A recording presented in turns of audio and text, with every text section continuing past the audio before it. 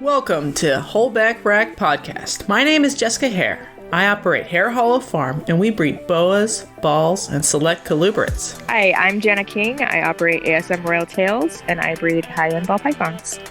We want to share our journey navigating herpetoculture and are dedicated to promoting biohazard safety for all species. And we would love you to answer the question, what's in your holdback rack? Welcome to episode 22. 22. That's crazy. It's crazy we've been doing it this long. Yeah, it doesn't feel like we've been doing it that long, but that's a high number. We're almost at our half-year anniversary. Oh, I'm sure you'll celebrate with me. Burn. Yeah, I'll get you a cake or something. Maybe we can go out for drinks. Yeah. The orders are for August 30th. Wait, you got your orders? Yes. Well, first they were for... Breaking news. You didn't tell me. Yeah, well, it's too confusing to understand and communicate it in a clear way. Because first they were for May 31st. And we're like, okay. That's kind of what you wanted, right? Right, because then we transported them in cooler weather. Right. And kindergarten. Right. But then there was confusion among the ranks because the rental opportunity fell through immediately that was supposed to be there and was aware of the snake situation. I was like, great. I thought you had that all wrapped up. Me too. I was like, this is a great story. That's what you need. Yes.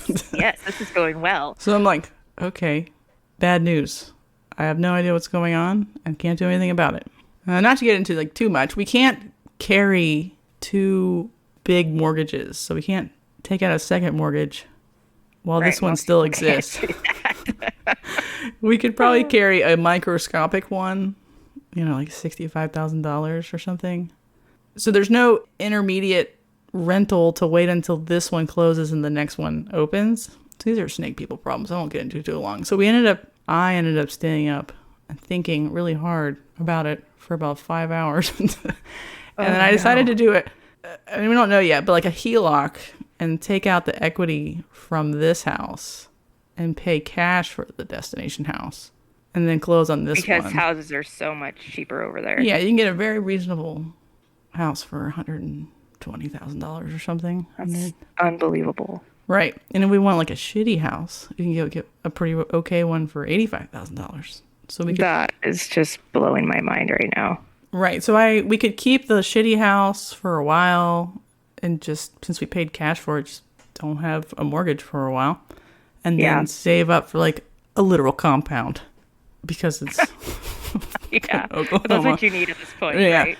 Or we could, rent it out and then do the same thing. It's all confusing. So that's why I was like, can you push back the orders so that we arrive before kindergarten starts, but give us a little more time for the HELOC to go through?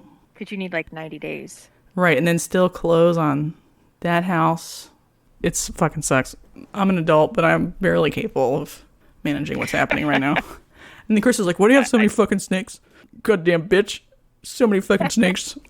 That was my impression of Chris. Not like it's he didn't say it quite like that. Snake in every room of your current compound. I know, and he's like, this is too many snakes. I'm like, you're right. There's a lot of snakes. And I was like, we were supposed to live here for a sustained period of time with no moving. But here we are. That's my story. That's a lot. So August 31st, he has to report for duty. Right. Kindergarten starts August 18th. Ugh. So the goal would be to move like August 1st or something. Yeah, or maybe late July if we know the destination is happening. Yeah. Be there, yeah. Right. Yeah. End of July, early August. Ooh, that's a really shitty time to move snakes. So hot. So hot. Oh, what an idiot. We're all idiots. No. So we were looking up like travel trailers and like attaching like an RV AC unit to the roof and anything. Oh my gosh. Right. So we might end up buying like a truck and then like one of the trucks that has like the window in the back so you could open it so you could like blast the AC in the cabin and normalize it in like a covered bed. Or alternatively, none of it's very good. These ideas They are silly. Here I am. Hare Hall Farm. Yeah, and man, I just don't sleep. I mean, you've got actual messes on your hands. Real problems that need real solutions. Right. It's particularly difficult for that reason and because like July is when most eggs are laid. So we will be transporting eggs instead of How are you gonna gravid do that? adults. Unlike what people think, ball python eggs do tolerate a little bit of wiggle in temperature, even Okay. when colder on a mother. So I'll just have to make like a mobile incubator out of a cooler and a thermostat and a generator or some combination thereof. It's normal when you're moving across the country to have a generator. That's cool. Oh my gosh. Yeah, well, we were going That to use the literally generator makes to... my heart burn. Yeah, you need the generator to run the AC unit that's on the cargo The trailer or anyway, moving van or right? whatever. Because you're not going to be able to pull enough off of the truck's engine to do that. All of it is incredibly complicated, and I don't have any good answers. That's okay. We're adults, I think, so we can probably figure it out. Do you know for a fact that it'll take 90 days to close? No, they normally HELOCs take 30 days to close. It's just they're sort of busy. They're backed up, yeah. Yeah, so my Navy Fed, that's who we were going through. I was just going to ask. They're the best. Right, theirs was 70 to 90 is what they were guesstimating. So it could be sooner. Okay. Sooner would be good because then there could be like multiple phases of moving. Right, because you can go before him. Yes. We just need somebody Or here you to can pick have, up household goods. Can you push your orders up if you get everything figured out beforehand or not? So he can take like terminal leave at his duty station up to 60 days. So he could just be off for the whole summer if he wants, sort of basically, to help move. I'm not sure what is a good idea right now, though. They're all somewhere between meh and... horrible. Yeah. Yeah, right. So moving in the spring was still better, but destiny is not on our side. Yeah, if the rental had been there, I'd been saying, like, go to the rental, list the house in the spring when the market's the best, buy in the summer, and then he'll know what school district he's going to be in to register for kindergarten. For long term, yeah. Right. Now we'll be registering him fuck all wherever. Right. In a fucking cardboard box. Oh, yippee. These are me problems. That's all right. He won't remember kindergarten anyway. Yeah. It's fine. Yeah, he's cool. He'll be fine. I guess the worst case scenario is Chris leaves and reports to the duty station before we leave, but you can't really schedule household goods when you've already reported, so we'd have to pay for the move out of pocket, among other terrible considerations. Yeah, so you guys are gonna move your snakes yourself, but the Air Force, he's Air Force, right? Correct. Okay, so I want to make sure I don't screw that up. They pay to move your house and stuff. Right. Like all the stuff in it. Right. So they can move 11,000 pounds of human detritus from one location to another. A large percentage of it will be broken. And it's going to be great. Or lost. Just lost. Forever. We'll never see it again. My favorite is when people on Facebook military women groups, they'll post my grill sends me text messages when it's at temperature or whatever, and they just shipped it and it's coming up to temperature wherever it is. So it's just being left in the hot sun. No, they're using it to cook lunch or whatever in the warehouse. Yeah, those fuckers. Oh, that's effed. Yeah, people will get their washer and dryers back from long-term storage, and they still have water, in the can because somebody just used it to. It's not funny. People take advantage of people's stuff in awesome ways. Yeah. Wow. So that's what I'm dealing with this week. It's been interesting. Is one way to put it. Another problem is, not to go on too long, hognoses are technically a controlled species in Oklahoma because they're native. I might just get out of hognoses. Does that mean that your hognoses are going to live with me? Yeah, maybe. You can lay for you, though, hopefully, right? Oh, yeah, she's real follicly. So because we have a delay in time now, we could have babies and have them ready before we even go. She should be laying soon. So you can legally keep them. It's just you have to apply for a permit to get them when you're already there. So they'd have to live with you anyway as like a vacation pet. Yeah, okay. So they're just gonna hang out with me for a while till Right, but I'm trying to decide if I want to like actually keep them, because if you buy a native that's native there from out of state, you have to then keep records of the disposition of all the animals and report yearly to the state of Oklahoma. So you have to be like, I made 7 babies. They all died. Yeah, exactly. Jana's making a jerking off gesture for everybody at home. So you have to like report where you sold them to, keep invoices for it. And all of your Oklahoma residents have to apply for like an Oklahoma license, and you have to report that every year and pay for like a $40 permit every year to be a native breeder, which is, it's a little much when I haven't really gotten that far into hognoses yet. So I'm like, when you have 2. Right. So they're beautiful. And Chris is like, you don't want hogwarts anymore? I'm like, I do want hogwarts, but I'm looking after our sort of sanity here. I was going to say you have 11 billion other hoops to jump through. That one might not be very important. And they can inspect you at any time. It's one of those things. Like that's like an invitation for trouble. Right. And even though like all of my other species are fine, corn snakes aren't native, obviously. Right, but still someone walks in and sees 300 snakes, they're going to have a heart attack, whether you're legal or not.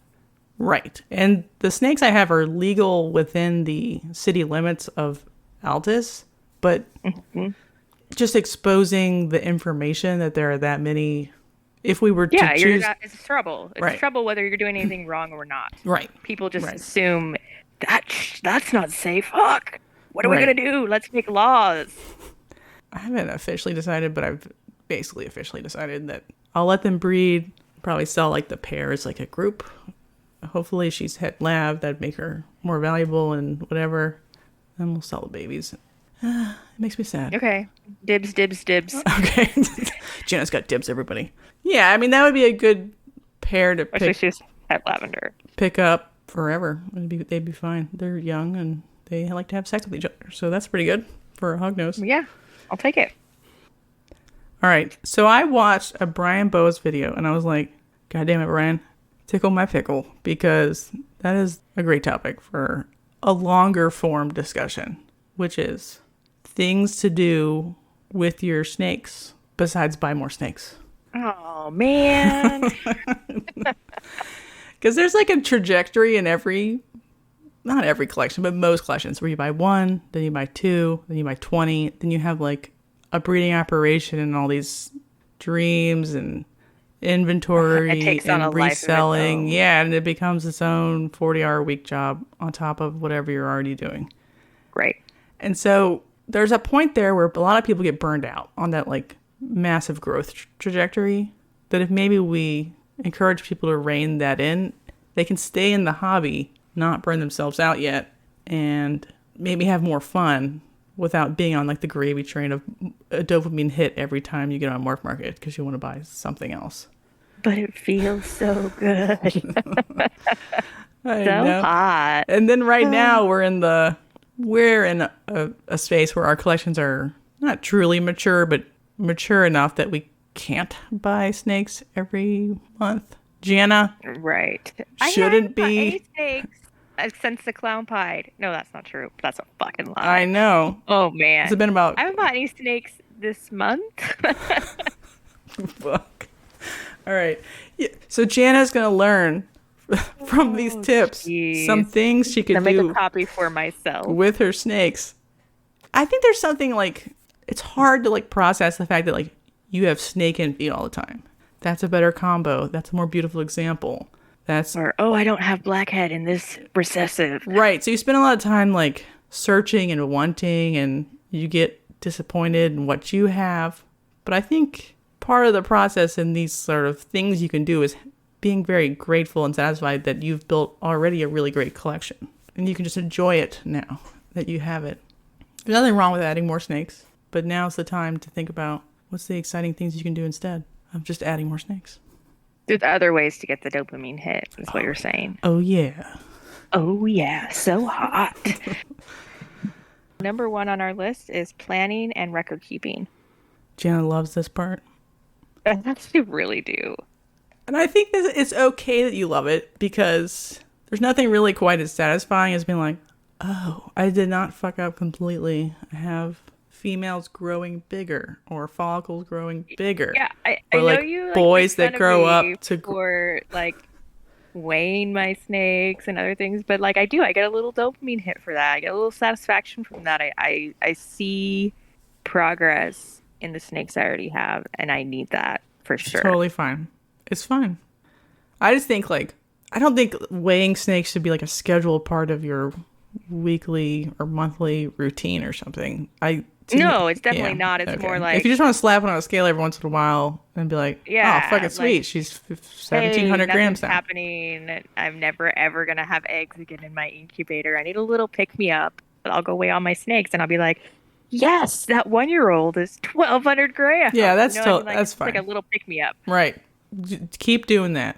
That's a good dopamine hit because it just is a affirmation that things are Right. Yeah, progressing. positive little affirmations. It's not like I'm like, oh, it's the 30th. I better weigh everybody. Yeah, no, I've seen YouTube videos and Instagram accounts where like they check in and they're like, here's my 300-gram hatchling last month is now 320, but then it took a shit, so now it's 315. And you're like, Right. come on, man. It's too much. Yeah, you're oversharing right now. I like doing planned pairings in spreadsheets. Future pairings, potential pairings, thinking about pairings, other pairings. That's also really good when you're stressed, like you that you don't have the right males or you don't have, oh, somebody has better snakes than me. Like that need to go and buy or look to for something better. I think you've suggested this to me, and I've had this like, ah, what am I doing? And then you go and you do your future planning, and then you're like, oh yeah, that's what I'm doing. Yeah, because you have already a really good, diverse collection. So even if you never bought a new gene, even though you have gene envy, you could probably spend 20 years trying to hit combos and double triples of the genes you Right. have. And that's already pretty cool. So it's Yeah, okay it's really cool. not to be jealous of everybody else's. And you should feel a lot of satisfaction with the collection you already have, is what I'm saying. And so putting it on paper just really codifies. You're like, oh yeah, fuck yeah. Look at that. Next year we'll have whatever. Even if like future pairings are very speculative, it just feels nice. It does feel nice. And then you can spend time researching combos for your snakes that are in your pairings you don't know very many good examples of. I like to watch, this is maybe not weird, but I will watch clutch cuttings for the genes that I have sort of right before they're going to be cut, just to re-memorize their phenotypes in the Or you egg hit or up whatever. a morph market calculator and you're like clicking through the combinations you want to see just so you can like recognize it Yes. So you're like before they come out of the egg. right.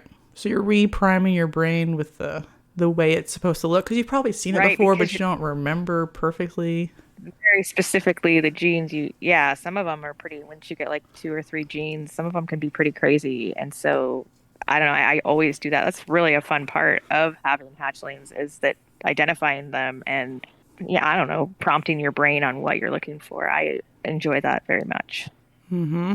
And that's a good reason for people to post not just their clutch cuttings, but their clutches post shed, and with their like analysis of what they think each combo is, even if it's a sort of dumb combo, like a 2-gene codom and a 2-gene with a recessive, whatever, like because someone somewhere needs to see all the permutations of that clutch.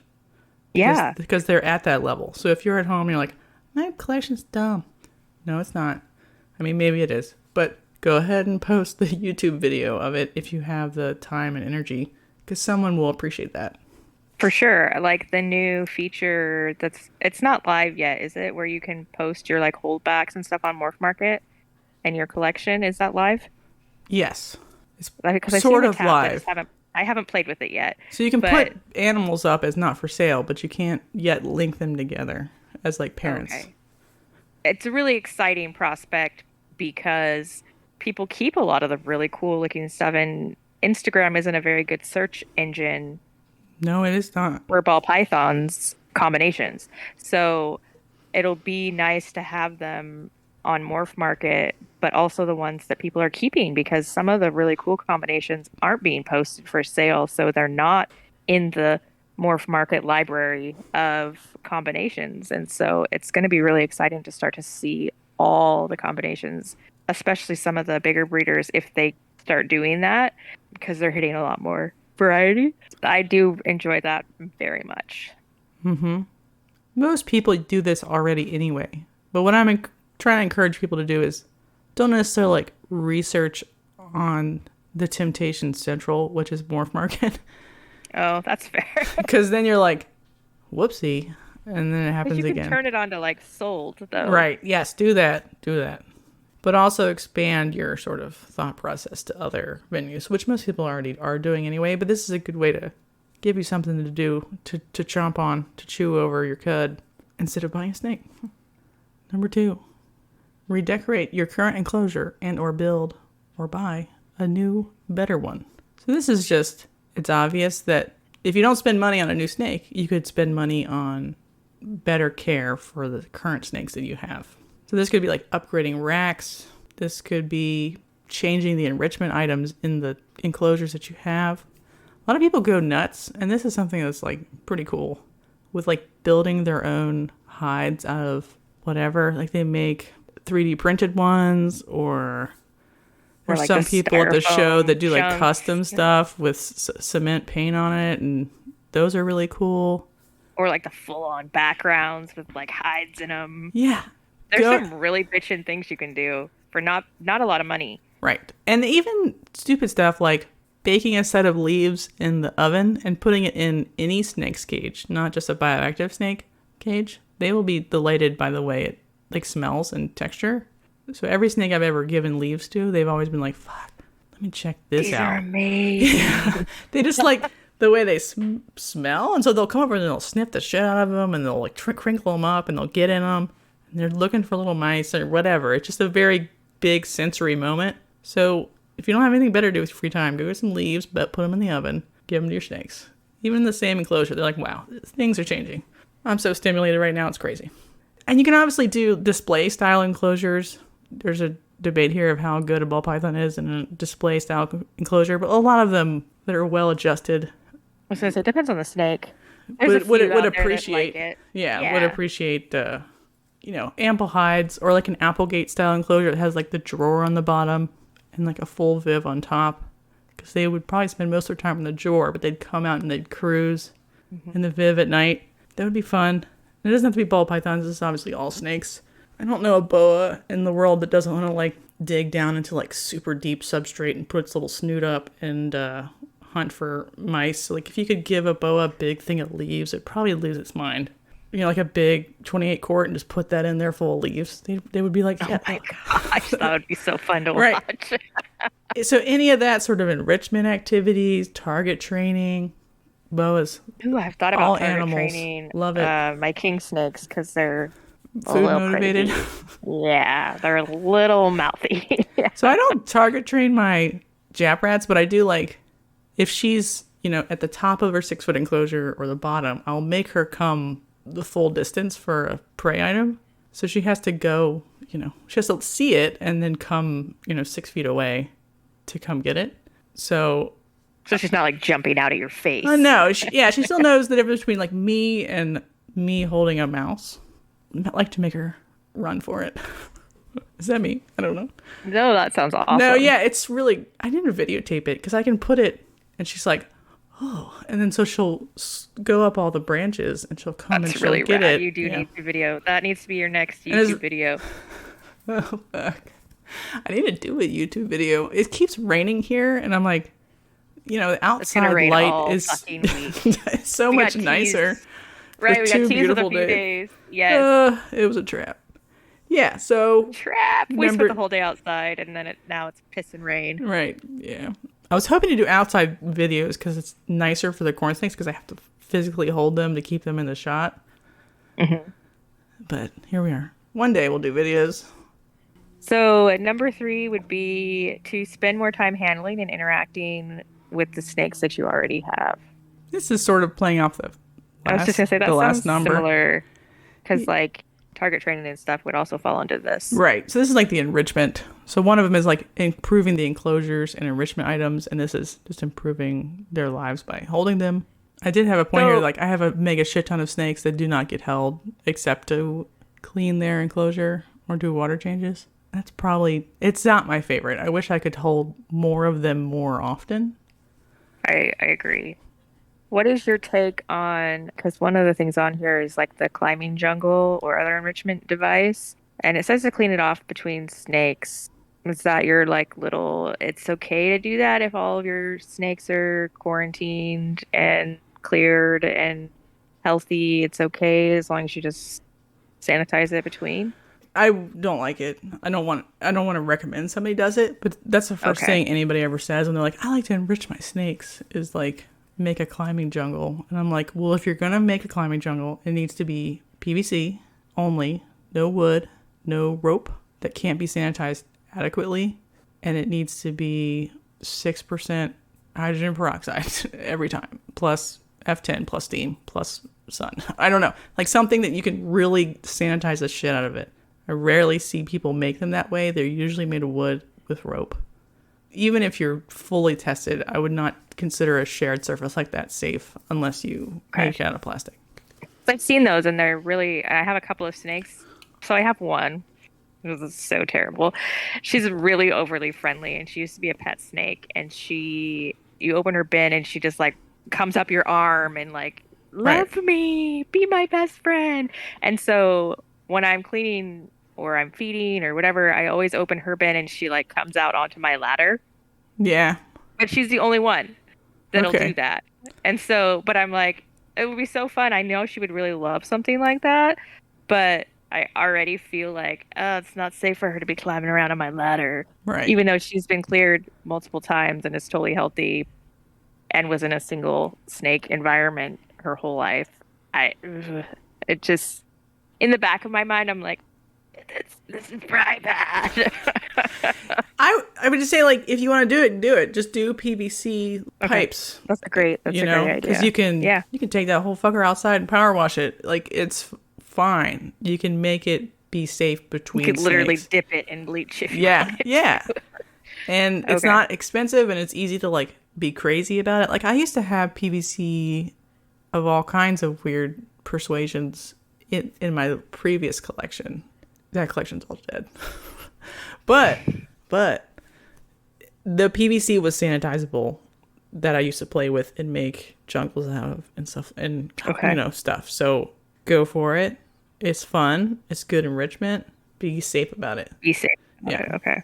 And then the third idea is either a UVB inside cage as like a space where snakes could leave their main cage and have UVB time, or a literal outdoor sort of stimulus cage outside. Almost like a cattery. Yes. But for snakes. Yes, it's a snakery. A snakery that you just blew my mind. So I used to do this all the fucking time with the last collection. They used to sell these really big chameleon cages that were like 6x3x2 or something. And they were like a plastic coated wire with a zipper. So it's 6 feet. So I That's would put huge, a boa yeah. out there, go like work in the garden or something, and have like half of it in the shade and half of it in the sun. And the boa would be like, cool. And they could sit in the shade of the sun, and it's 80 degrees outside, so it's fine. They don't sell these anymore. But so I've been like trying to trick Chris into making me one that's, still out of plastic so they don't rub their schnoz off. It's the Right. same sort of cross-contamination issue, but because it's like an outside cage, you can stick that fucker in the sun. The whole thing in the Just have sun to- the all is- day. Is keeping it Yes. sanitized. So you can have like day cages for your snakes that are outside and like semi-supervised. Obviously still not, if they can escape, they will quickly. So you don't want to do like play pens, which sometimes people will do for ball pythons outside because they don't seem to climb as much. But I would not prefer that eagles come. I don't know. It doesn't seem that great. But a fully contained cage that would keep them in. They could spend a couple hours outside, grab some UVB, smell some leaves, have a good time, and then bring them back into their normal cage at night when you're not supervising them anymore like little kids. So that's one sort of stimulation opportunity that people don't talk about or think about. Obviously, like if you take them out for photo time, that's a outdoor photo time is like a stimulation session, which we have like a photo section to talk about. And then indoor shared cages. There's a couple of breeders. I don't know if it's a good idea or not. What do I know though? Who will cohab certain cohorts of snakes in extremely large cages for a small period of time, just like to break up the monotony of being in a tub. Like the same breed groups? Yes, or like 3 juvenile female corns in a fully planted bioactive UVB, like whatever, just something very stimulating, can come live in there for a week together and then leave, and then someone else takes a turn. The bioactive part hurts my feelings because you couldn't sanitize. So you can't perfectly between. So you could do like a naturalistic that you could. There are other people who do it for boas. Like the 2 females that breed that one male will share an 8-footer for a period of time and then split back up to their original cages. Obviously, biosecurity is the most important thing here, but if you feel like you've solved it, you can make them share an inside cage that is much bigger than their normal cage and have lots of stimulation being somewhere new for a time. They don't necessarily have to cohab while you're doing that, but it's like a shared resource between multiple animals. Multiple snakes. Okay. Yeah, I don't know. It's a lot to think about. I see it mostly in colubrid people, because colubrids are obviously active and need something to do with their brains. So they'll be like, okay, everybody goes in a 40 long or a 4-footer, and 3 of these females will go together for a little bit just to like cruise around and get UVB, and then I'll put them back. It's mostly colubrid people do that. Well, pythons, I don't know if they would care. They probably would not eat. They're like, fine, fuck you. Yeah, you stupid bitch. Photograph or make videos about the snakes you already have for social media. We're all already doing this a lot, and you're going to be like, bitch, I'm tired of doing it. I'm so over it. No, I just need to get more sleep, and then social media made me sad. It does make me sad, too. Because it's hard to figure out, like, what level of effort equals a response. So... Well, obviously, you're getting a response. You're up, what are you, like 2,500 now? I don't know. You're, like, almost double me now. What? No. Yeah. Yeah. Okay. Yeah, that's if I am. Fact. I don't even look at it that much. Because, let me just tell you why I have followers. Most of my followers are from 1 or 2 viral reels, and not because anybody actually likes my snakes. So 1 or 2 or 3 or 4 will go viral, and we'll get 250,000 views or 1 million views or whatever. A bunch of random guys in Bangladesh will be like, follow, follow, follow. But they don't ever come back and like any of my other pictures or videos. They just saw that one and liked it. So it's cool to go viral, but those people I can't sell snakes to, and they don't really matter anyway. So that's why the number means very little to me. But the point of this section is, if you start to like get into taking pictures of snakes, this is like a good skill set. You'll be better at taking pictures of the snakes that are for sale. You'll be better at, just straight up better at marketing the breeding stock you have, because you're better at taking pictures of snakes. And you can enjoy it. Yeah, and you can be like, okay, it can become a hobby of its own. Absolutely. And that skill is obviously like useful and transferable, so you can use that skill wherever. So if you want to go get like a nice DSLR and start to like get really good at photography, it's like a win-win all around to like use that skill to both appreciate the ones you have and to sort of move your business forward.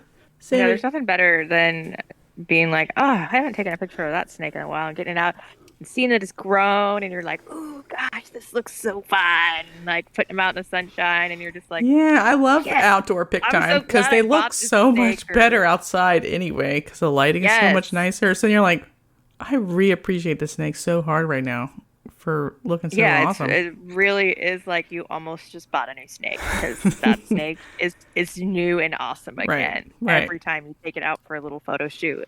And I do like little I don't know, fucking scenes, little props, little. There was I count Moss family reptiles that took their Amazon special like little white box photo booth thing, you know what I'm talking about? The like 2 foot by 2 foot. You just stuck it outside? No, they freaking like decked it out with like moss and cork bark and made it like a scene from nature. So Right. then they set the snake in there to do their photos. It's like it's Right. outside. It looked really hot. And I was like, damn, that's a really good idea. Again, the not The sanitizable sanitizing. version hurts my feelings. I There's a know. lot of people who It do use looked that, cool. like between all the like 3 times tested Boas or whatever, and so like they've calculated the risk and they're cool with it or whatever. So yes, do that. I prefer the ones that are outside. Like I think it's Crystal Colubrids or something. She went outside, got a rock, put it in a planter, like a big flat rock, planted flowers around it with mulch. It looks nice. But it's a rock outside, so she can let the sun water it. Sanitize it. And so she puts her corn on that and takes a picture. But it's like been set up as like a corn snake photography planter. Really good idea. I could do that in front of my building. And when your pansies die, you just rip those bitches out because they're $1 and put a new one in behind it. And you can color coordinate, whatever. They were just like little pansies. So I was like, great, sign me up. Yeah, so there's a lot of ways to like think about seasonality of different holidays or flowers or whatever, and you could go make this whole extra hobby that's still good and useful and not particularly expensive necessarily if you just be creative. I have my like days where I'm like, let's go, let's do a good job. Then I'm like, oh, it's another tub shot. Did I even clean the tub before I took the picture? Nope. Maybe. And then obviously pictures transition into videos eventually with like the new reel push. You end up having to think about ways to use reels in your life. And then obviously after that, YouTube videos, or maybe you did YouTube videos like Jana when she only had like 5 snakes and then she went crazy. Mm-hmm. Mm-hmm. When do you think you're going to make a YouTube video next, Jana? I don't know. I play with the idea of doing it. It was a lot easier when my kid was super into it because then it didn't have to be about you vlogging or like me on camera because that's not my favorite. So I know like a lot of people do like Instagram lives or they do like a little video and post it on their Instagram of themselves talking. And every time I do that, I just feel real dumb. So I gotta get over that. So maybe I'll start doing like egg cuttings or whatever. Yeah, because it's not really like on your face. Right. I had high hopes to do egg cuttings live last year. I did one and nobody showed up, so then I didn't do any more. But I think this year I won't do live, but I will do like an egg cutting and then a clutch post shed like combo as a YouTube video. Yeah, together. I love it when people do it together so you don't have to wait or go find I hate the next video.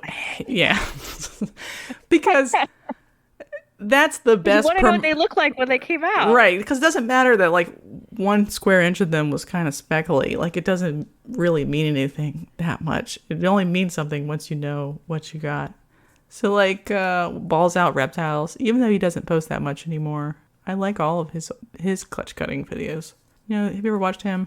I'd have to look and see. It doesn't matter. I recognize he's from like face. Tennessee or something. His face is only on there for like 20 seconds. He's like, this is what I'm doing. And he cuts, and then you get an update in like a light box. And he's like, I loved it. And then that's it. I'm like, great. Thank you. I think that's basically the plan is clutch cutting and maybe combined with a post-shed update of the clutch. I had meant to do it last year, but like I said, that's kind of not my thing. And I have 3 freaking kids, so and like 100 snakes. I want to. It's like the podcast thing. I mean, how many months did you have to bug me to do it? A lot. So it's on my like. That would be really awesome if I did that. I'll probably appreciate that later. Right. And then it's just still sitting there dying, you know? Yeah. Even if you just did a no edits thing on your phone.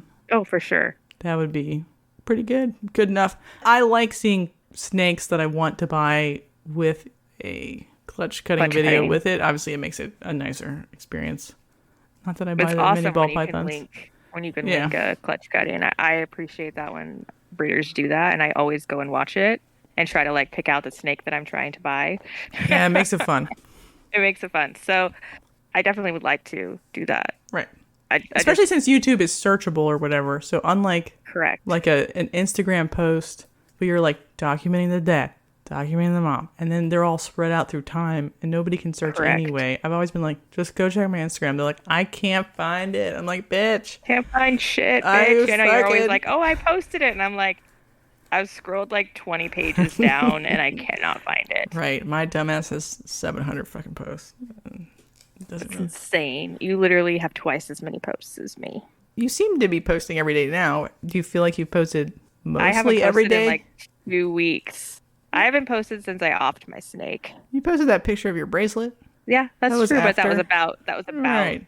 That was about the same thing. I haven't really been posting the last week or two, but before that I was posting. I think I did a whole month. I posted every single day and was doing like a reel every other day. Mm-hmm. You were doing good? And I was doing great. And I was like doing it to like cash, like doing it all at once. Anyway, yeah, I was on a really good rhythm. And then. Well, the weather's good now. So take your snakes out and take some pictures and reels and catch those up. I have a stash. I just, like I said, I'm having some feels about it. And I just am not doing it right now. It's okay to have my feels Instagram are hurt, separation. And so I'm not on Instagram. Cascade Corns, he was just like, I'm not gonna post anything on Instagram for January, guys. Bye. He said I'll answer messages. I said somewhere, yeah, I put it somewhere that I was gonna probably take a little bit of a break just because that was hard. That really sucked. Mm-hmm. Sorry about that. Yeah, I mean, I knew it was coming. It wasn't a surprise, and he'd been positive for a very long time, and I put it off for a very long time, but it sucked way worse than I thought it was going to. Like, I was all calm about it, and then we did it, and then I wasn't calm anymore, and it sucked. Sorry. A lot. Yeah, I mean, you've done it. Mm-hmm. Times 100, so me whining about my one widow friend. Oh, little buddy. Yeah, and he like tongue flicked at me right before I killed him. It was horrible. He was like super happy to be out. You should have made your husband do that one. He did. Okay. But I was there and I was like holding the snake for him because better with two people. And I closed my eyes and he did that one for me because he's a really nice guy. And it was still horrible. I never even opened my eyes. Like, I didn't see it. I didn't look at him after, but like literally he was so happy to be out of his container and like me holding him because I don't anymore because he was positive and I didn't want Nido all over me or my house. And so he was just like so happy to be out and it was so sad. All right, you're going to make yourself cry. Get it together. No, you can edit that out. Nope, not going to edit it out. It was sucked. Yeah. The amount of fuckery in the world is at an all-time high right now. Test your goddamn snakes, people. Yeah. We don't have to do this anymore if we all figure our shit out. Yep. All right. Now that we're depressed. Yeah. So you can also consider other media resources like, hey, podcasting. We're doing that. Wow. Does that keep you from buying snakes or does that make you buy more snakes? I can't decide. No, I'm on a snake ban right now because I'm moving. I have to sell snakes. So I am not buying any snakes. But I think the podcast, like, to me, it, like, gives me a chance to, like, codify my thoughts on things instead of just being like, I'm a fucking weirdo who just thinks about everything at 3 a.m. Sometimes getting it out airs it out unless you move on from it. Yeah, for sure. I do like buying snakes, though, but not right now. Yeah. I got the glare the other day. Got told not to buy anything else. Again. Anyway, you could also start a blog about snakes or write digital books for Amazon. You've been thinking about doing that, haven't you? Oh, hell yeah. I used to write porno. I mean, they're still up there if you want to read them on Amazon. Is this a surprise? Sorry, we're going to just go away and look that up. All right, keep it in your pants. Keep it in your pants. No, so... It's in the pants? So it is very easy... Is it under your real name? No. You're going to link this to me later, right? Sure. But anyway, okay. So like... This must happen. It's very easy to publish for like Kindle Unlimited reading. You can do it with just Word. So you could very easily make a book about snakes, a book about ball python morphs, a book about breeding, just the content we're already talking about. You just type it out, publish it to Kindle Unlimited, and then you get the page read. So it could be like full of fucking pictures or whatever. And you would be getting paid per page read of pictures. Definitely thought about it because it would be easy And and you have a fine. lot of original photos Right. So I that wouldn't you have can to use get already. permission for any of them or whatever. It's about sitting down and sort of deciding to do it. I don't know. I also have like Maybe after you move. yeah. The problem is like the mental energy required to write is different than the mental energy required to take a picture or Or do a even do a podcast. podcast. Yeah. So basically, since Alex was born, I haven't written very fuck all much of anything. But That's because they suck out your brain cells when they're bored. yeah, and you don't want to write about penises when you just had a baby. You're just like, this is not that entertaining anymore. You're like, oh, I know what I'm going to be doing tonight. yeah, Anyway. yeah. But not about penises, about snakes. There are an awful lot already on there that are middling quality. So you could easily like write something that's just okay, not even professionally edited or copywritten. And that would be fine. You would probably make good money on there. I don't know about good money. My catalog still pays me like $2 to $5 a month, and I don't have that many stories. My Amazon. People are perverts, is what I'm saying. So if you could like hack the snake market and be like, I'm just going to rewrite what I already know anyway about Amazon tree Snake boas. erotica. Never mind, According sorry. to Amazon's terms of service, you cannot write a sexually explicit content about an animal that is real. An animal that is not real, totally okay. Totally fine.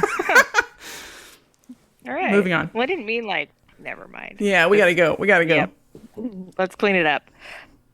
Number 5. Start Is it your... or expand a feeder colony. I have no idea whose turn it is. We talked about Okay, penises. fine. All thoughts have... whoosh. Yeah, you clicked in my 12-year-old boy, so I think it's just going to be a mess for me.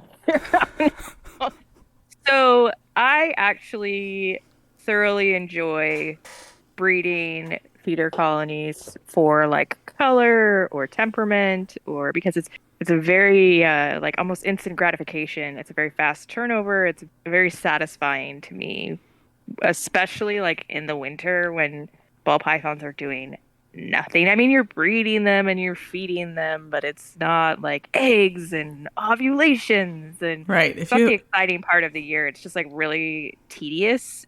There's no mental stimulation part. There's nothing really Right. It's super just bulk exciting. labor. For me, no dopamine hits during that part of the year. So focusing on the rodents and trying to be like, oh, I'm going to try to breed for really, high white ASFs or whatever I'm doing. And I find that a very satisfying side hobby. I know a lot of people, because I just have ASF for now, plan to expand on in the future, but I know a lot of people will breed like fancy mice, or they'll breed like for the coat colors or the Oh my rats. god, Like I love satin mice. So hard. So hard. It is my favorite. So satin is the satin, yeah. color, but you can have a satin of any base color. So they're like fucking shiny, sparkly, whatever the base color is. So I have an entire bin of satin. It's that brindle that looks orange. So when it's in satin, it looks like fucking a bin of copper pennies just moving around with eyeballs and tails. You'll have to take a picture of that for me. That sounds cool. I'm so into it. I love satin so much. It's very satisfying. Yes, it is very satisfying. It's very fast. And you have to have the rodents anyway. It's very fast. And you can see in 3 months, you can see an improvement in like I said, if I'm trying for high whites, like you can see it working. Yes. And you're already doing the work anyway. You might as well increase your enjoyment by picking little projects. Like Correct. I've fixed my lines for maternal issues. I haven't really truly fixed like flightiness, but I used to have like really shitty rats that would bite you. I bought shitty lines. So after 2.5 years now, my rats are much better. And then I'm going to have to put them all in the freezer. Whoopsie. Or maybe I'll be ready by then and I can buy them from you. By your operation. No, it's probably not worth it. I don't know where you're going to put them all.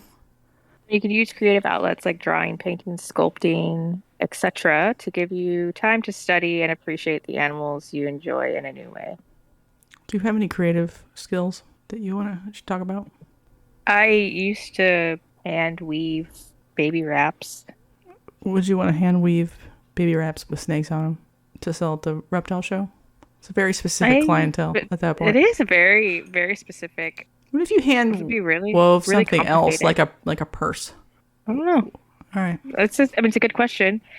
I like to think of myself as a very creative person. I also quilt. So Quilts are snake fun. quilt. You see it a lot in the show. People will have a table of snakes, but then they'll have some sort of other creative or Crafty toys they bought type. from China. They're trying to like have an add-on to a sale for a kid, or someone's like, oh, I don't want to buy anything, but I want to buy Oh, something. my kid wants to do the stuffed snake add-on Yeah. So really bad. I did sell. I think we talked about this. I sold Christmas ornaments with snakes painted on them. They were really pretty. You actually can paint. I cannot paint. That's okay. Everybody's got a different skill. A lot of them did sell just fine. So if I really was like, I'm going to spend all summer just stacking up Christmas ornaments of snakes and pine trees or whatever bullshit, it'd probably do pretty good if you could do, like, have a big selection. So people could pick 4 of like a set and be like, these are the 4 for my mom for her Christmas present or whatever. Right. Yeah. So They like, seem to do well at reptile shows. People do like to buy that. I usually booth with my friend Mesaterra who does jewelry. And so in my brain, I'm like, she's got the creative side covered. yeah, but I think weaving is something I've never seen in a show. So if you were to figure out a way to make a purse or something and then, whatever, fucking put the Slytherin house crest on it from Harry Potter, like tie it in some kind of funny, nerdy way, you probably could charge $100 for that fucker. Yeah, no, I've never seen it either. And I haven't done it since I had my second kid. Because, Well, you're busy now. Whoa, kids. It just rains all the fucking time here, and there's a point where you're done snake stuff and you're just sitting and watching TV. So that's when I would like paint ornaments, is like the time you need to be hanging out with your family, but you can make your hands busy. Yeah, absolutely. No, I definitely should think on that. Like my friend, you guys can't see this, but you can check out my Instagram. Like it is literally a bracelet of beads designed. It is, the literal pattern of the snake that I had to euthanize. Yeah, it's cool. I mean, it's like, fuck, that's badass. Does she sell them at shows, or does she just make them personally for friends? She sells them, and she does custom orders on her Etsy. She's on Instagram at Mesaterra, and I believe there's a link to her Etsy account where you can instant message her and ask about a custom. You just have to send her a picture of your reptile on a flat surface, and she will do literally your reptile's pattern. On a beaded bracelet. And I love mine. I wear it every single day. It looks cool, even if you didn't have the meaning. It still looks kind of like a cool...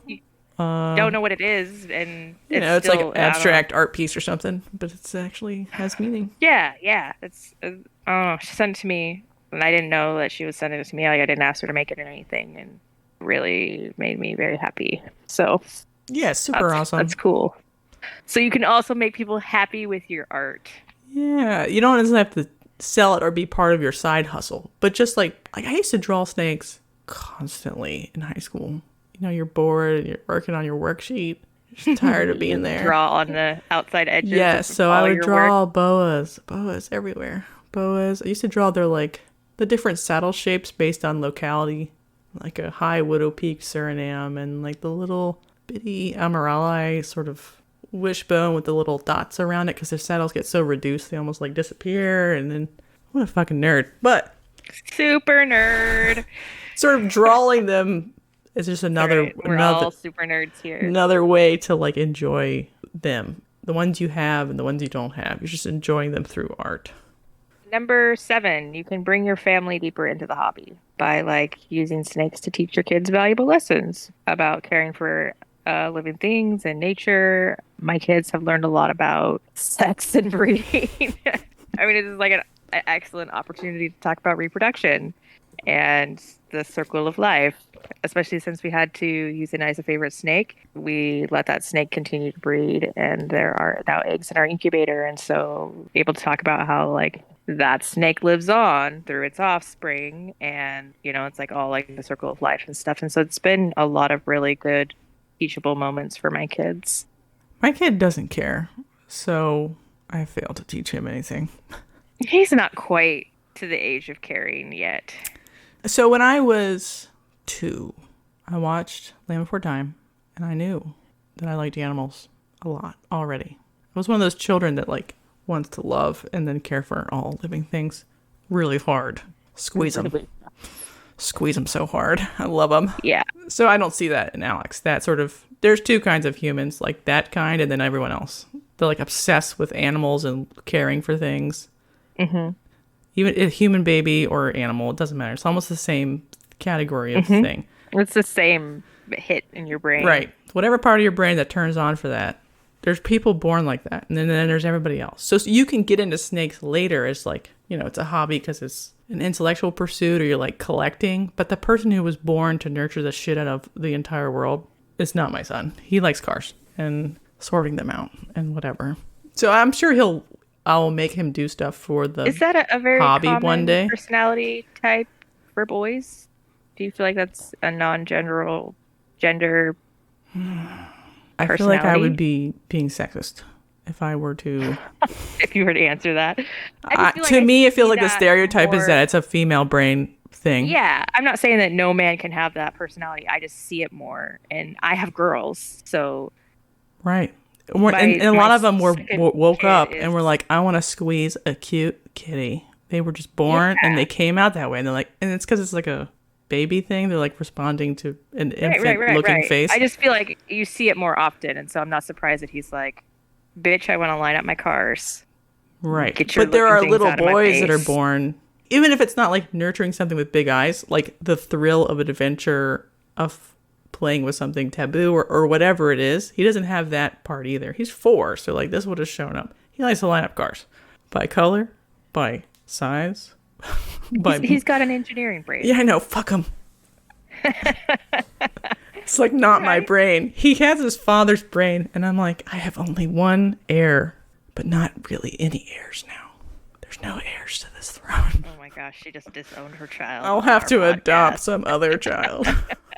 No, it's okay. He doesn't have to like the same things I do. B was something you've mentioned before, like kids that are on the spectrum enjoying the sort of tactile sensations of holding snakes because it's like a comforting and smooth situation, but firm or whatever. And there's like they're heavy bodied and they're slow moving. Absolutely. It can help with anxiety. It can help with sensory. I think that it has a lot of use and it hasn't really. Reptiles in general haven't really been tapped for that use yet, and I think that they will be in the future. And C, it says, trick your significant other into getting involved by playing to their interests. This is actually interesting. So I bought my red-sided garters. My husband was not particularly pleased with me. Did he know that purchase was coming? No. Oh, no, okay. He had no idea until he saw the statement, and then he was like, what the F is this? And I was like, yeah, that's what we're doing. Get with it. Anyway, so in the evening while he's helping the kids get ready for bed, he comes out and we have turtles, a turtle tank, and there's guppies in it and stuff. And there's lights you have to turn off because I, for some reason, have not purchased one of those like timers. I had to buy a new tank because the bottom cracked out of our other Exoterra and I redid a bioactive and anyway, he was real grumpy about it. But he turns off all the lights at night rather than me having a timer. And when the kids have gone into their room, it's real quiet out here. And so that's when the garters come out. And so he'll come out and you can hear him in the other room. He's just like totally talking to them. And he's like, oh, you're a pretty snake. And it's like, I don't think he knows we can hear him, but it's super cute because he was really pissed off. But then he like says goodnight to them every night and like stands there and chats with them. And he's always like, yes, you're so pretty. And like, it's really funny and it makes me really happy. Chris is very supportive, but he also is sort of like, if you die in a terrible car accident, I'm selling all the snakes immediately. All of them. Like the workload or whatever value I get from them. Completely unappealing to him. Yeah. And I was like, would you keep one just for fun? He's like, maybe one as like literally a pet that I never have to think about in any sort of business context or whatever. I'm like, okay. But yeah, I've definitely like been like, oh, we need to keep this snake in the office so you can watch him. Like Hogwarts was our office snake to be his like pet, and he likes it. But The way to get to their brains is probably through getting their like engineer mind working on some sort of problem. Correct. So like The that's how, spreadsheet yeah, and the maybe like my building husband will something come in and be fun. like, "You forgot these things to enter into your spread." He'll like clean up my spreadsheet and Right. And we'll then talk for like numbers and stuff. where the husband is the snake guy, getting his wife into it by maybe she wants to do painting or whatever her interests are, like allowing her to help and be a team on it in whatever way she's good with. Like if she likes to answer Right. messages on Morph Market, God bless her. God bless her. I will marry her. I know. Let's all marry her. That's all. Tricking your significant other, if they're not part of the hobby, into like doing whatever their interests are. I don't know who read the last one, but number 8, start a reptile outreach and education program. You could do it just very casually, just be like, I'm going to go to my church or my kids' classroom or whatever, and just do it once. But a lot of people have elevated it into like a side hustle, like charge $150 for like a birthday party. So you get to go for 2 hours, you bring 10 species or something. You have a little program sort of routine in mind, and you just do that just to spread the word and get a little compensation for your time. So you might want to like add some species if you're going to be doing it like that, like a turtle, big turtle or tortoise or something dramatic looking, maybe a tegu. So you have like a range of species. Right. I mean, that's how Snakes Discovery started, was basically a full-time business doing birthday parties for reptiles. And now they have 2 million subscribers. I know. What are you doing, Jana? It should have been... Fucking no. Yeah, not no. the right thing. I know. In high school, I did, I don't know, like 6 hour-long programs on the same day for reptiles, 2 like different sets of like classes that would come for the session. And I thought it was fun to present and then talk about reptiles as a topic to like a general audience. I don't know if it's like right for me because I probably shouldn't be allowed out in public anyway. I think you'd be great at it. It's probably more fun when it's kids and there's like a higher younger children who have a higher motivation level than a high school. Right. And you wouldn't have to worry about like diseases because it's not a reptile show and it's your own things. Yes, I would. Yeah, if you took a bunch of snakes into a kindergarten, you're going to be fine. Yeah. Disease risk. It'd be much better than a lot. And I think like that's my first experience with a reptile. Oh, was with a snake. Was in a classroom. We had a substitute teacher who had to have been Burmese pythons. I don't know, big ass albino, like 10 kids had to hold it. Had to have been like first or second grade. If he substituted in your class for longer than like 2 or 3 days, he'd bring one in for fun. Good. Yeah, if you were good those days for him, the last day he would bring one in. And I just remember like loving it's this huge giant snake, and some of the kids were like crying in the corner, and like I was just like all about it. And I had its tail, but it brought its head over, and it was like face was in my face, and it like put its head on my shoulder, and I was just like, this is the coolest thing ever. Yeah, I think even if you did it for free, it would be a good for the whole world probably to like promote a positive image for snakes. A positive exposure to reptiles because media is against us. Yeah. So, yeah, no, I just like it vividly impacted me. And I mean, how many people remember things from first or second grade? I don't really remember much, but I do remember that experience. It was amazing. So it's definitely something that I've thought about.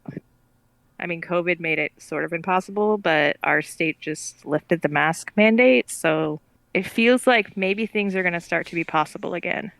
Mm-hmm. At different times in my life, I've been more likely to do it and less likely to do it. And I still don't know if I would make it even a somewhat routine. But if Alex's teacher and he's second grade or something asked, I'd probably do it for like a single class. But right. So I don't want to do birthdays.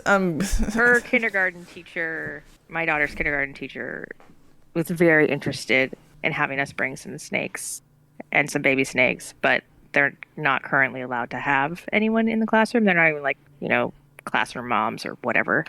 That's more what I meant. Like, right. Yeah. For now, I've got too much shit to be starting a side hustle. Spend time on Inaturalist, looking up wild snakes in places you can't currently visit. You'll see. So for some reason, there's almost no pictures of ball pythons because I guess where they live, nobody cares. But if you're interested in any other kinds of species, it is very fun to be like, what the fuck is that in that tree? Colors and kinds and situations and eating a fucking hawk and of whatever you're interested in. You can see it in the wild, see where it lives. I have never heard of Inaturalist. It's like a geo. So like somebody uplinks the GPS units of where they took the picture, and it's an animal. So it's all kinds of animals, but you can see them. You can search by species, or you can like search in a location on a map and start to like poke around. There's a lot of cool. I bet my kids would love that. It's like traveling to South America or Australia or Africa or wherever you want, and you're just like, this is fun because they're all in the situation that someone found them in. You're like, turns out just like herping online. Yes, it is so fun. Where someone else did the slogging through the jungle for you. Yeah, I love like finding like discovering like extremely beautiful examples of something somewhere weird. Turns out the best looking Pantherifus slowensky lives in College Station, Texas. Now we know. So if I ever want to go herping for Slowensky, I would go there right now. Anyway, probably get myself a reptile collection permit. Might pick up a pair or 10. I don't know. Who knows? What's the common name for that thing you just said? Oh, Slowensky's rat snake. Okay.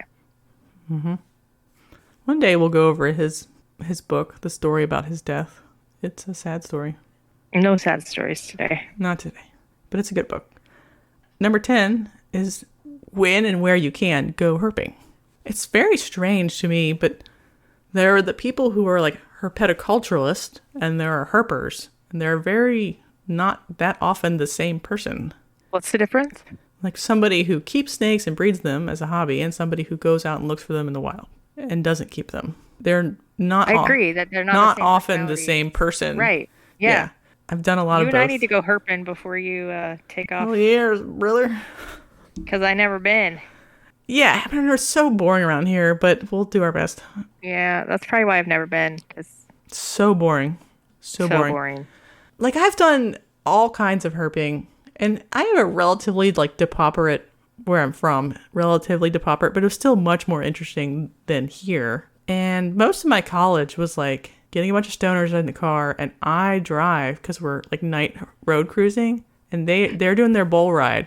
But I've never really been into weed. Still, I'm just not like, doesn't mishmash with my brain correctly. But I will bull ride these stoners up into the mountains, like looking for salamanders, like crossing the road, or like later in the year, maybe snakes. But usually school was over by the time it's like good snake season. But you can have a lot of fun with some stoners in your car, looking for salamanders in the middle of the road, trying not to get hit or shot up in the mountains. That's like most of my college was some amount of stoners and salamanders at the same time. To me, a trip anywhere for vacation is not a trip without some amount of herping. It is absolutely a waste and a squander of your time.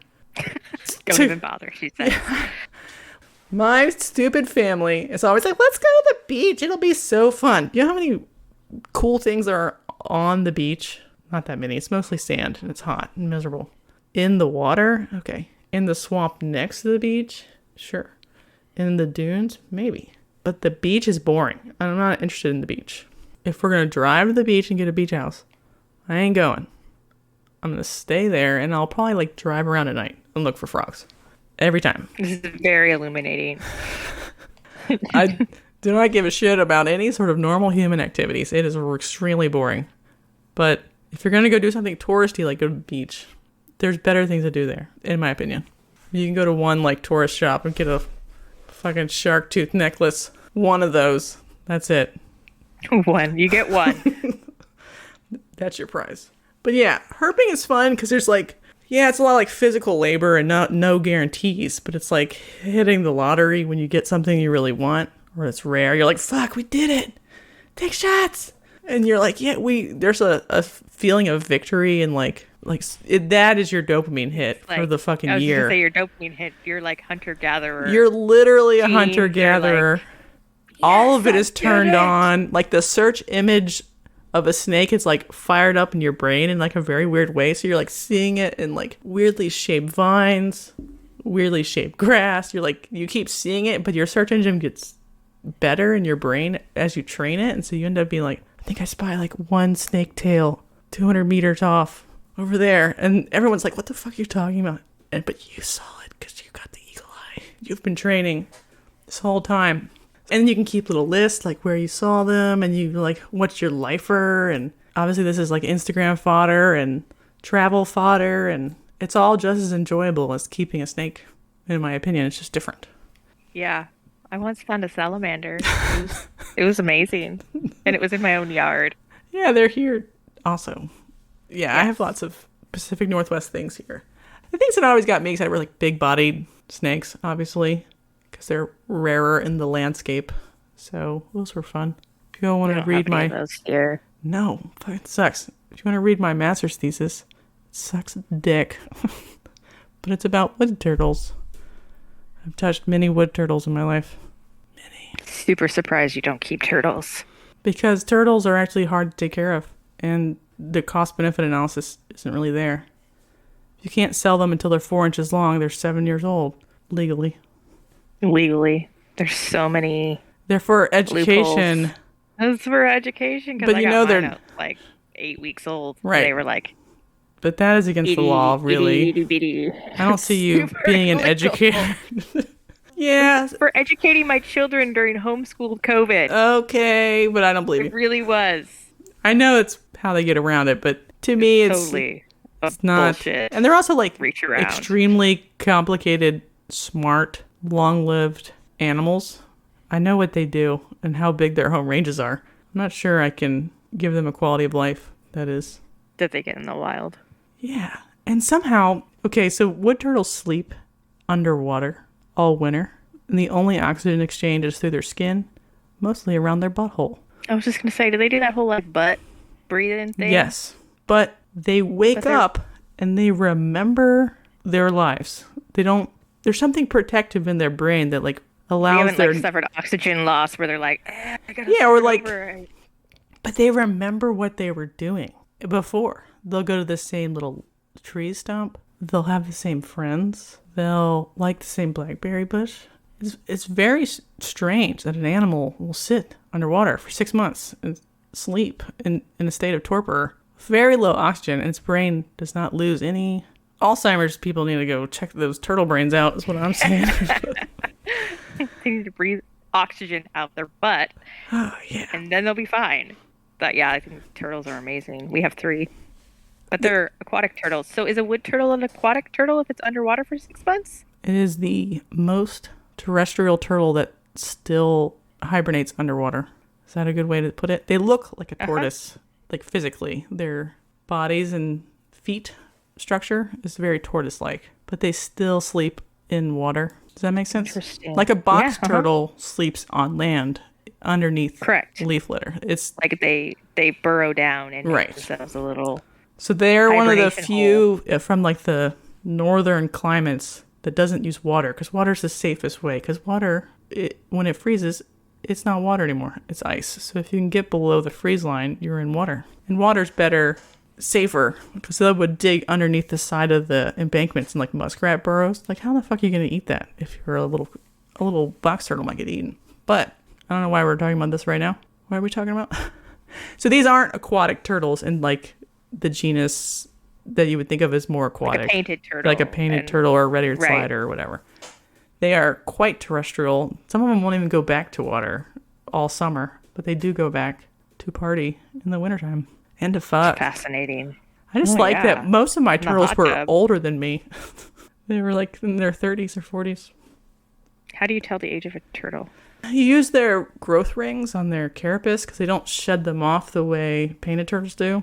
Oh, okay. But there's a point where the oldest ring is so old now that it wears off. So you don't even know. It could be 50 or so. I don't know. You can't even count them anymore. They just been doing stuff in the woods for fucking 40 years, just hanging out eating berries. That's amazing. And I don't want them as a pet. They deserve to live outside forever. It's like owning a chimpanzee. I'm good. That's fair. Yeah. Or like a dolphin. A painted turtle is much more dumb than a wood turtle, though, by the way, to me. Yeah. No, Okay. my painted turtles are like knobs. Number 11. Go to the zoo! Okay, I have to admit something. I kind of hate zoos. I figured, actually. I assumed that. I like the Tacoma Zoo pretty good. It seemed pretty nice. I don't remember the reptile building at all, though. I have zero memories of it, so I think I didn't make it there. It's unimpressive and very... I might have avoided it on purpose. Like, I don't even think they have a reptile building. I think it's like next to a couple of exhibits. Oh, I remember it. Yeah, because they're like shitty aquariums, basically like glued into a wall. Is it that one? Yeah, fuck that place. The rest of it's fine. Polar bear exhibit's cool. Yeah, really cool. Their red wolves are really, really cool. Yeah, I just like am very underwhelmed most of the time in a reptile exhibit in a zoo. Does that make me a bad person? It's usually like a fucking corn snake, a bearded dragon, maybe one thing that's kind of cool but not particular. Like, oh, it's a green tree python. Like, what a snooze fest. Yeah, it's usually a green tree python. What a snooze fest. Just because they're cool and they like display themselves and everybody's like, wow. But they don't move. They're like a rock. Yeah, and that's fine. And then the most embarrassing thing I've ever seen posted anywhere ever was the Columbus Zoo cohabbing of emerald tree boas, a common boa, dart frogs, in a bioactive aquarium looking fucking shit with some plants. And they're like, this is cool. We'll just let these fucking animals that all have arena just touch each other. And it's going to be so fun. My favorite zoos are like the ones in Florida. They're like open air planted gardens almost. And they're like, here's a bunch of sweet fucking turtles and this kind of ibis and this kind of duck in this like cage that you walk into. And so they're all doing pretty normal things around you. And you're like, okay, cool. And you go to the next one. Yeah, it's freaking Florida. They can all be outside. Yes, it's the only zoos I like going to. Habitats. Yeah, I mean, I do like the God, it's the Baltimore Aquarium. You've probably never been there. This is all East Coast stuff. It's like a tropical greenhouse that you walk into, and it's mostly birds inside of there, but there's like the odd iguana, and they're all just free roaming, living in this greenhouse that you just walk through, and you're like, this is fucking sweet. And it's all like rocks and planted. And so they have like this mix of birds and the reptiles that are compatible with those birds in this thing. I'm like, okay, this is good. Otherwise, it's very often corn snakes. This is a national zoo with corn snakes. What kind of riveting content is this? Not even venomous snakes half the time. Corn snakes. I've seen ball pythons in zoos. It's just so boring. Super boring. I think the Tacoma Zoo has a ball python. Isn't that insanity? It's kind of a little dumb, I have to admit. It couldn't even have been like, an Angolan python, like a similar idea in the same cage, but just very rare and worth putting on their list of like things to display. Not something that literally costs $5 wholesale, and hundreds of millions of them are fucking floating around. You shouldn't be able to go to PetSmart and see the same things. The exact same thing. Yes, please, Jesus, zoos, up your game.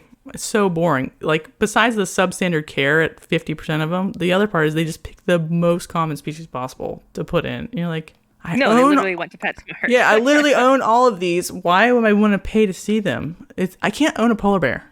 It makes perfect sense. Show me a polar bear. Thank you. Right. Or red wolf. Great. But why you would pick literally the most common species is beyond me. Yeah, I mean, you don't have dog habitats. Maybe they should. It'd be pretty cute. Like a Labrador. Right. That's what's insane. It's like there's like a mismatch in the zoo. We're like, okay, 40 years ago, a ball python was cutting edge zoo display because not that many people could keep them alive. Right. We've moved on. They need to move on their enclosures, their displays to match literally anything of entertainment value. Please, Jesus. That's all. I'm a little fired about zoos.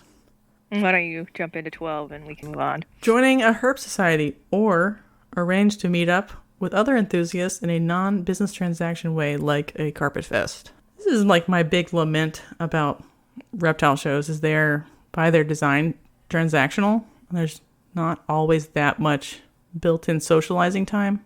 Like a Tinley has like the auctions and stuff. Certain bigger shows will have a set of like talks associated with them where people will give a speech about a particular species or their care, like a rare one, or they'll talk about this new product. And so the speeches will be ongoing as the like sale is happening. So you go sit in the talk after you bought your snake and like hear somebody talk about a rare species of turtle or something. And so those are like the better shows, because then you can meet friends not based on like a sale, but on your shared interest. So you're not having to buy to be somebody's reptile buddy. Right. I don't know how to make more of these. Herp societies are not really doing that well post-COVID. No society is doing well post-COVID. I was just going to say, is any society? But people have forgotten how to even make eye contact with each other. Literally, myself included. I went out with a friend, and I think we talked for 45 minutes, and I don't know if I made eye contact. We'll have to work on that. Yep, it's hard. It's really hard. Oh my gosh, I never used to have problems with eye contact, and it's like, I can barely hold a conversation, and I definitely am not making eye contact. We'll have more parties. I did want to make it to the last Carpet Fest, and I meant to, but Chris was out, and I would have had to have bring Alex with me to a party of adults. And I was like, this will ruin this party. So I did not take him. But I'd like to attend Carpet Fest in the future. Please, Lord, have mercy. I might even make my own fest. Cornhole Fest. Deep in the cornhole. Cornhole. You are the corn queen? Corn queen, yeah. Corn queen. You should host Corn Fest. Cornhole. I gotta go to Iowa probably to really kick it off right. Read reptile and general natural history books. There's a lost art called reading that we don't really do enough of anymore. Yeah, I can't remember the last time I went to the library. Were they even open during the pandemic? Some of them were, but I think they had weird rules. I remember the good old days where you could just go into the library and you could just bust out a encyclopedia and just learn some shit. Yeah, I don't want to do that anymore, but there are certain kinds of books that are like either like natural history travel logs where somebody's like, I'm going to tell you all about the green iguana, like how it's used by people and its historical significance. And so like it's more like a people-based way to look at the species. Then there's ones that are like, I'm going to tell you a bunch of cool ecological stories about a particular ecosystem. So this could be like reptiles-ish, but like within the context of their ecosystem. Or I read a book about winter ecology once. It was just sort of general, but it was about just like how animals adapt to like the extreme condition that is winter in temperate climates, about how wood frogs allow their bodies to freeze and they have certain properties of their blood that allows it to not actually form crystals in a way that hurts them. And you're like, oh, that's cool. And so like the reason why I'm like telling you to do this, not just read like a specific snake, ball python only, is because the context of the ecology and natural history of the animal informs your keeping a lot. It might change your opinions of whatever and will actually enrich your enjoyment of the ones you have. And a lot of these are on audiobooks. You don't necessarily have to read. You could listen to them, and it's just as good, just like podcasts. You're listening to it. Good job. You get an A+. Here's my favorite book. It's Snakes, Ecology and Conservation by Stephen J. Millen and Richard A. Siegel. I don't know why I like this one the best. Probably because it's like a meta-analysis of each main topic, and then it leaves sort of a spot at the end of each section for future research that should be done or that people are interested in working on. I prefer the edition before this one, which is I took it out of the library at school like 6 times. I was like the only person who ever took it out and read it. So it had one of the best sections for reproduction, because it was like, here's what exactly we know about reproduction of different kinds of snakes and what we still need to know. And I always liked reproductive ecology the best, even when I was no longer having pet snakes, because, you know, the reproduction is to me the most exciting part of the animal, making baby snakes. Right. Baby snakes are awesome. So the stuff that science can tell you about the ecology of reproduction and how animals make the choice to go or not go probably do a better job of informing what we're doing than we think they could. Rattlesnakes will usually only breed every 2 or 3 or 4 years. But that's not because they physically can't. It's because they don't get enough food to make the sort of hit the sort of cues in their body to do follicular growth. So there are studies where they've been like, I'm going to feed rattlesnakes, like offer them a frozen thawed mouse. So those animals will go more often, will choose to develop follicles and reproduce because they were offered just a little bit more food than what they were getting in the wild. And I think we can like intuit stuff like that from, if you feed a ball python once every 2 months, it never breeds. If you feed it every week or every other week, it'll breed almost yearly.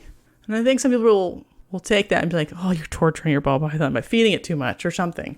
But we have allegories in the wild where the trait of reproduction is plastic based on food intake, and it's okay that it's plastic. So if people read more books, maybe we would be a little more open to different ideas. That's what I'm saying. So read this book if you want. I have nothing to add. That was awesome. Read real books. They're still good. Yeah, and sometimes books can surprise you. Like I have a book about the American eel, which you're like, who cares? But the American eel ecology is actually like super interesting because our American eels on the eastern seaboard, the adults are the freshwater ones. So they're not like salmon that do the opposite. They come into our lakes and rivers, live for 20, 30, 40 years, and then they go downstream. They turn into saltwater fish. They go to the Sargasso Sea.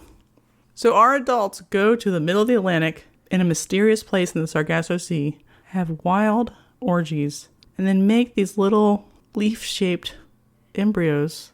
They literally look like leaves. Google them sometime. These little baby eels.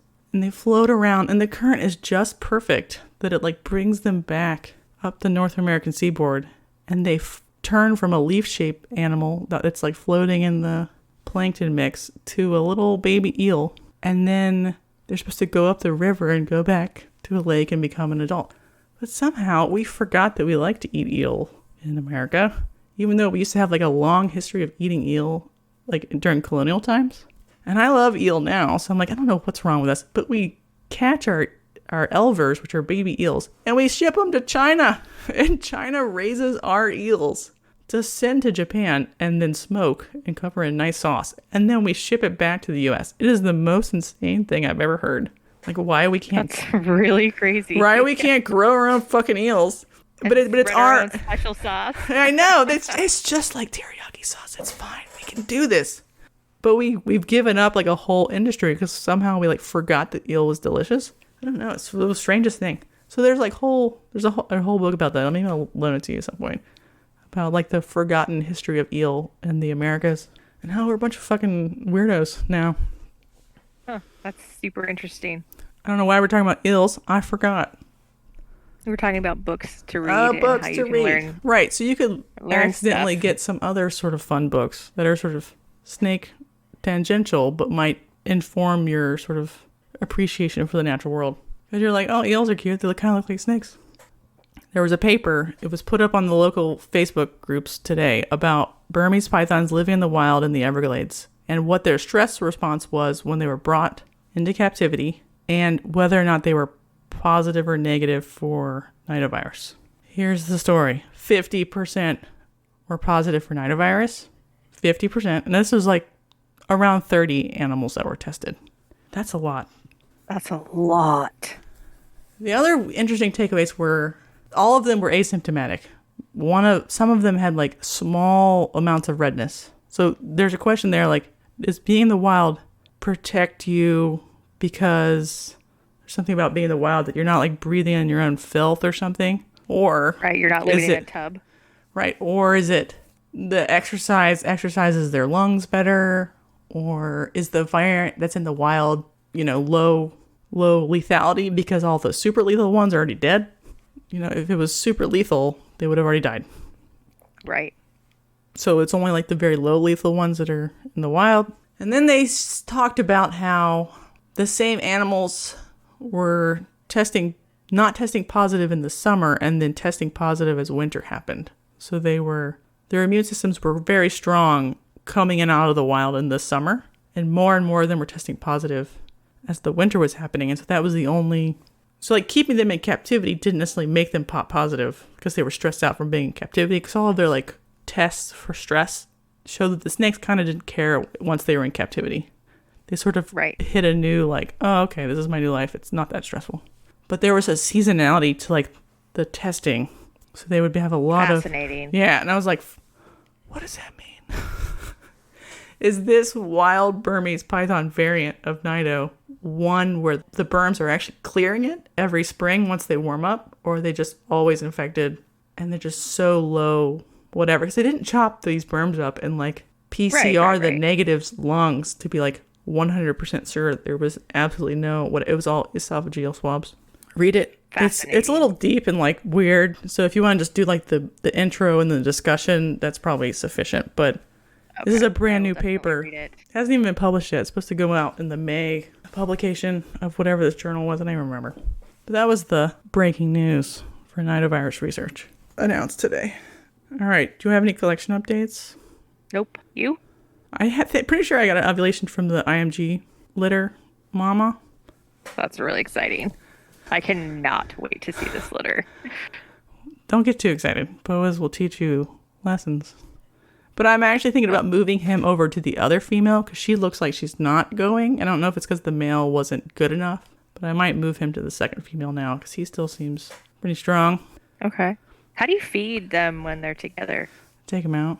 Oh, okay. The timing interval is kind of a guess. Like if they seem sort of busy, I won't pull them apart, but I'll take them out for a day and then put them back in for another 2 or 3 or 4 weeks.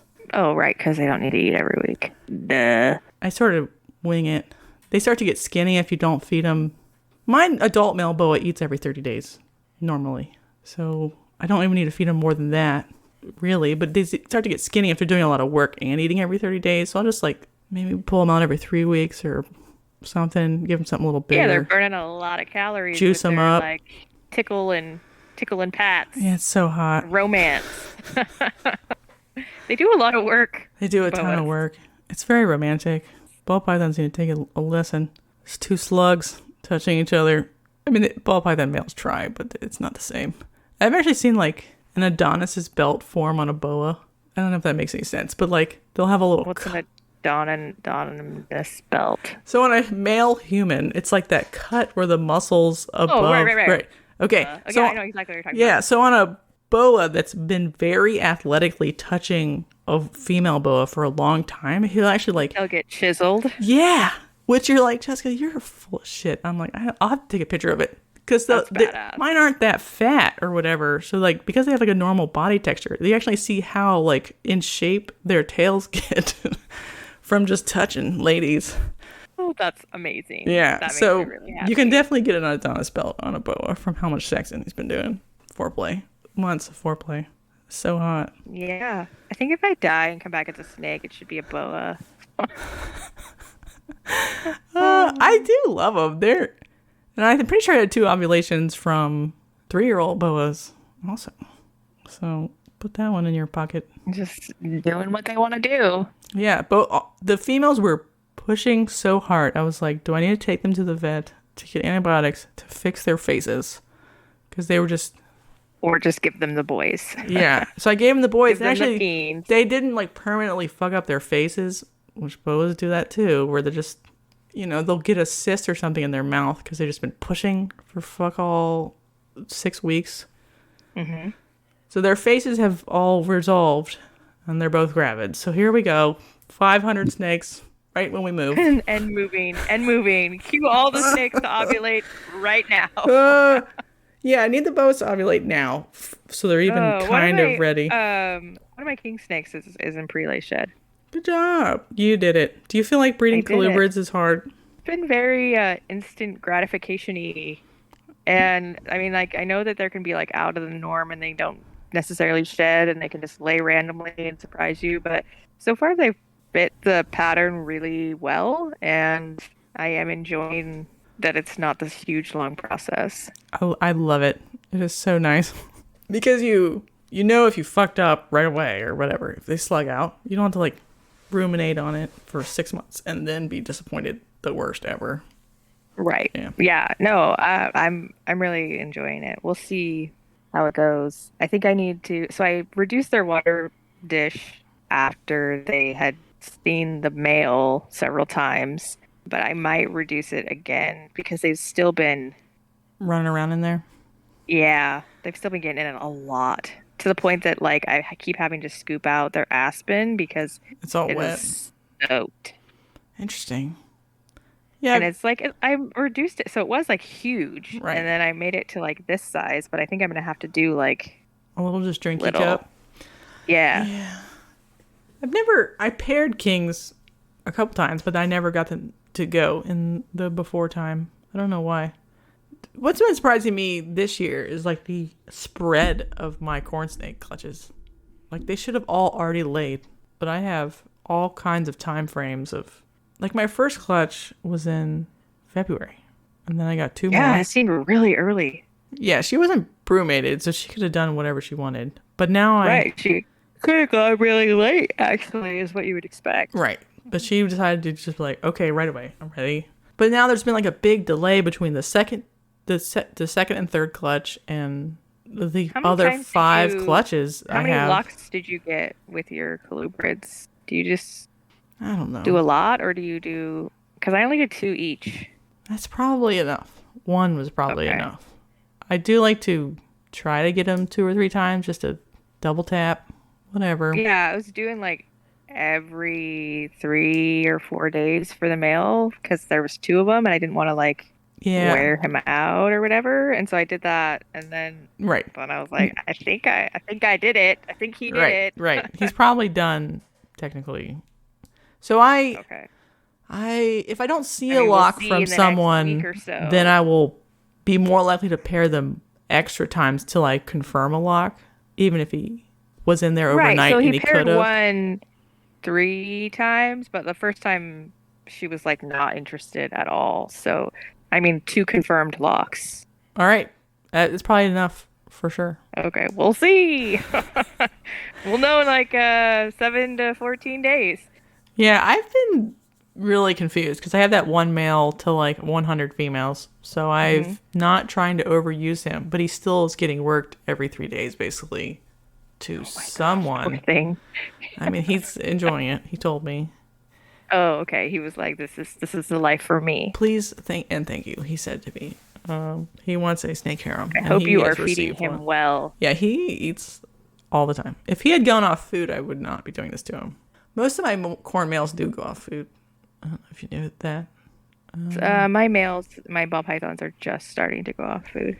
All right. It feels like pretty early compared to last year, but I guess I mean it's March. I don't Yeah, know. a lot of my stuff will ovulate May, June-ish time frame. Like, looking at maybe some of them in April. Yeah, I'm guessing. But if they give up now, they'll have gotten the ones that ovulate in April and May. Like those ones are already pretty much done anyway.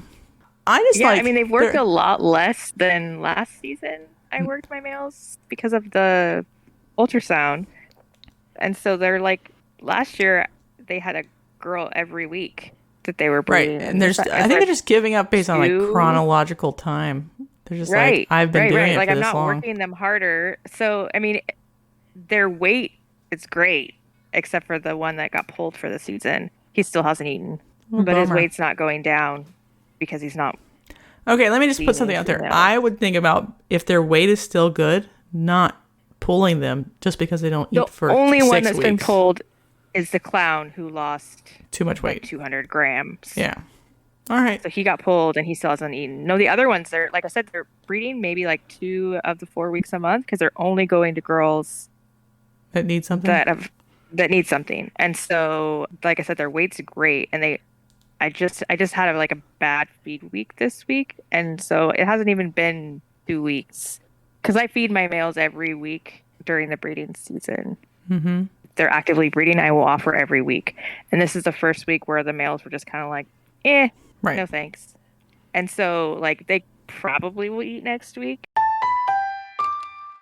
So again, this week the audio was cut off a teeny tiny little bit at the end, but we finished up our discussion of male ball pythons going off feed, and then we moved on to saying goodbye.